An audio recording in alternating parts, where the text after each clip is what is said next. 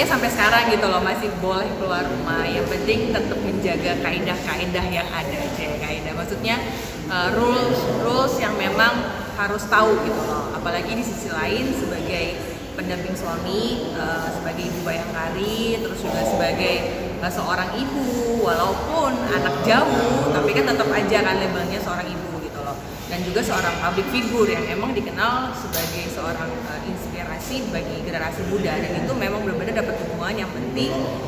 Dia membebaskan untuk berkarir, harus tetap menjaga rules yang emang udah tahu gitu loh, kamu nggak boleh kayak gini, kamu nggak boleh kayak gini gitu, apalagi khususnya untuk bersosial media. Maksudnya gimana tuh khusus bersosial media tuh seperti jadi apa gini, harusnya dijaga? karena aku kan adalah cermin dari seorang ibu bayangkari dan juga seorang public figure dan juga seorang ibu. Jadi pada saat kadang kalau boleh jujur, aku kalau misalnya bersosial media untuk bikin caption gitu-gitu, itu tanya suami dulu, ini gimana menurut kamu, oke nggak, bikin tersinggung orang nggak ya gitu loh, atau meski ada kayak satu problem gitu yang memang pengen diangkat kayak gregetan banget, itu tanya suami dulu. Kalau suami mengizinkan, ya oke, boleh gitu, captionnya begini boleh nggak? Oh ya oke, boleh. Tapi kalau misalnya ini ada kasus kayak gini pengen diangkat nih, kayak ada beberapa kemarin kasus gitu pengen gua angkat nih, kayak gregetan banget, tanya udahlah nggak usah, oh ya udah oke gitu. Jadi lebih hati-hati sekarang. Lebih berhati-hati lagi sih gitu.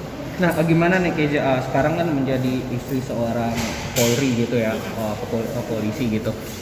Dalam artian jarang kan ada istri Polri yang masih bekerja, apalagi seperti kamu kan masih di dunia entertain gini segala macam. Apakah tidak masalah atau gimana sih, atau ada batasan-batasan yang harus masa banyak yang terbatasi nggak sih jadinya? Sebenarnya enggak sih ya, karena kan tergantung juga, karena juga dari manajer pada saat menerima pekerjaan, manajer juga udah tahu, dia tuh harus begini-begini, dia ada begini-begini, ada kayaknya nggak bisa deh pekerja gini karena background kamu seperti ini, kayak gitu sih. Jadi so far nggak ada sih menurut aku yang kayak ada larangan, yang penting tahu aja porsinya, kamu harus lakuinnya seperti apa gitu. Jadi setiap ngambil job kayak gini tanya suami juga, selalu tanya? Ada, jadi memang benar-benar beberapa yang emang perlu ditanya, ada yang kayak gue udah tahu pasti ini boleh kok gitu. Mungkin kayak job apa sih yang mungkin dilarang sama suami? Sinetron kah mungkin, yang stripping atau seperti apa? Sebenarnya so far belum ada sih ya, karena memang namanya dunia entertainment sebagai public figure juga sebenarnya tantangan juga, inspirasi juga, karena labelnya kalau entertainment, kalau misalnya kayak kemarin ada beberapa kesempatan untuk syuting bareng yang tentang lawak-lawak lah, ketawa-ketawa, itu kalau kayak keluar dari zona nyaman kan, yang biasanya putri, biasanya inspirasi yang emang kalem, tapi harus yang ngebangun untuk supaya orang tertawa gitu loh, meskipun ngeliatnya ini orang kok anggun tapi kok tiba-tiba sangkep juga ya gitu. Jadi so far nggak ada sih, masih di ranah-ranah normal. Untuk dapat kebebasan kayak sekarang Becky aja bekerja tuh awalnya susah nggak sih, atau emang dari awal dari pacaran tuh suami tuh udah enak, udah ngebebasin? Ngebangunnya dari segi trust sih, kepercayaan gitu loh. Jadi kayak kepercayaan iya, jujur iya, kayak misalnya tetap sih namanya suami istri harus ada kayak laporan juga. Sebelum ditanya udah ngelapor dulu, kayak gitu lah. Kayak jobnya suami kan, lapor sama atasan. Jadi kayak ke bawah sih. Jadi kalau ada apa-apa kayak aku pulang malam nih ya, ntar jelasin karena ada ini. Jadi jangan ditanya emang ada apa gitu. Jadi emang terperinci dan percaya juga sih, semua yang namanya sebuah hubungan pasti dibutuhkan. Meskipun usia perkawinan pernikahan tuh masih muda banget ya, tapi tetap belajar sih. Tapi kegiatan bayangkari juga banyak kan, apakah kamu bisa mengikutinya, apa seperti apa, maksudnya mengimbanginya bisa nggak sih? Sejauh ini bisa sih, tergantung sih kalau misalnya ada undangan dari ibu bayangkari gitu untuk mewakili, kita lihat dulu, kadang bentrok dengan schedule, apalagi dengan kontrak ya, dan kita akan konfirmasi ke mereka dan kita kasih tahu ternyata bentrok nih, mungkin kalau lain waktu gitu. Yang penting komunikasi sih intinya, itu aja. Kayaknya kalau nggak salah anak udah 1 tahun ya? Bulan depan. Gimana Keja, anak maksudnya dengan kesibukan kamu tetap meninggalkan anak, suami nggak masalah nggak? Sebenarnya itu sebuah pilihan ya.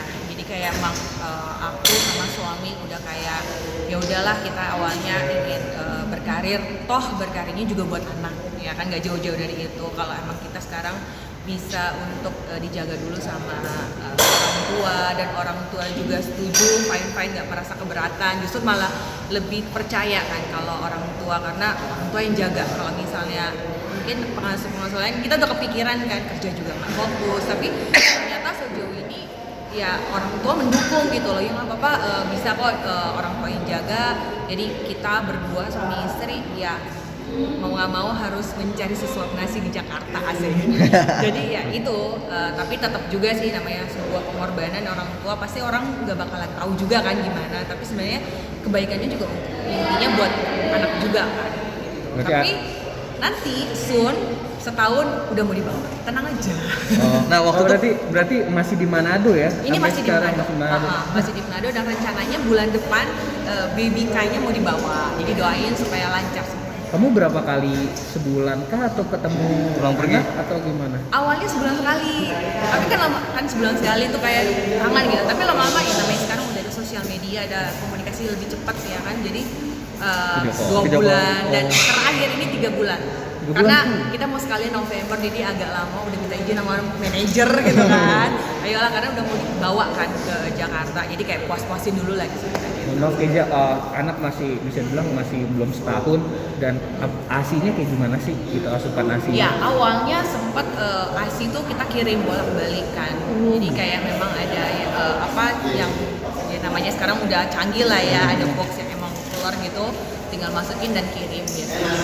Dan itu sebulan 2 bulan, tapi karena orang tua kita juga berpikir, aduh kok lama-lama kayak kasihan juga anaknya dapat susu yang maksudnya udah agak lama lah istilahnya, meskipun masih baik, masih bagus lah istilahnya. Akhirnya mau nggak mau harus Susu formula. waktu itu pertimbangannya apa sih nggak diajak ke Jakarta itu anak? Pandemi kan yang pertama, kedua juga istilahnya mau dibawa ke sini juga imunisasinya belum lengkap, masih sedikit dan juga itu resikonya tinggi. Ketiga kepercayaan, karena orang tua berpikir pada saat mau dibawa ke sini kan kita juga masih mau nyari-nyari orang yang buat jaga. Jadi kayaknya lebih safety di sana sih, dan kita putuskan oke, ada jangka waktunya nih kita tinggalin sama orang tua karena nggak terus-terusan kan, kasihan juga ntar dipanggil om sama tante kan berat gitu. Jadi ya udah kita putuskan setahun udah cukup nih, nanti selebihnya dibawa ke sini ya susah senang kita sama-sama lagi. Berarti waktu itu Mbak Kezia belum percaya untuk nitipin anak ke babysitter dalam artian? Iya sih, so far belum percaya karena juga memang lagi pandemi kan susah tuh cari orang, apalagi kan yang pandemi agak sedikit riskan juga dan orang tua juga khawatir, jadi ya udahlah lebih baik ditinggal dulu. Waktu itu lahiran juga di Manado ya? Lahirannya di mana? Kenapa nggak dibawa ke Jakarta semua sama orang tua diurusin? Nah itu pilihan juga sih, karena berpikirnya waktu itu kan pandemi awal-awal belum ada vaksin dan riskan juga, orang tua juga ada penyakit bawaan, jadi lebih baik ya udahlah kita yang ngalah, jadi ya aku yang ngalah ke sana, aku lahiran ke sana, dan kan lebih enak dong, cuman aku sama suami yang pulang waktu itu. Pertama sih aku duluan yang pulang, tapi dekati hari-hari H berapa baru pulang. Karena kalau misalnya orang tua bawa ke sini juga riskan, bawa ke rumah sakit juga agak repot gitu kan.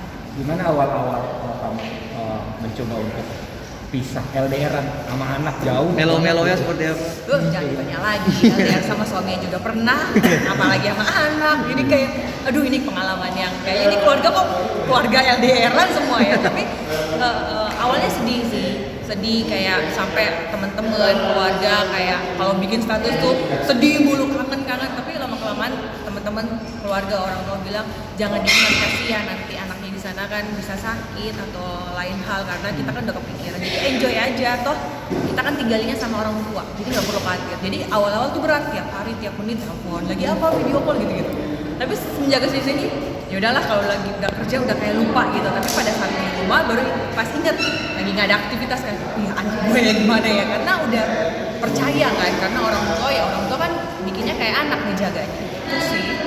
Nanti ketika dibawa ke Jakarta di umur setahun, kira-kira akan ngurangin aktivitas nggak? Kan karena kayaknya mau bahas dendam nih, udah setahun kemarin nggak banyak ketemu nih, mau ngabisin waktu.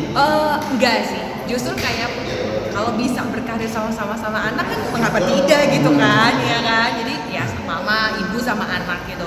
Untuk membatasi sih enggak, paling tetap sama, karena kan sekarang udah bisa kan dibawa anak dan lihat juga dari vaksin imunisasi kan udah lumayan lengkap. Ya paling kedepannya udah nggak ada batasan sih, cuman paling dipilih-pilih aja mana yang emang bisa diterima atau enggak, tinggal lihat ke depannya. Akan tetap nggak pakai babysitter atau udah mulai? Udah mulai cari sih, karena juga kewalahan sih kalau sendiri ya, tapi tetap juga peran orang tua itu juga tetap aman. Oke, siap.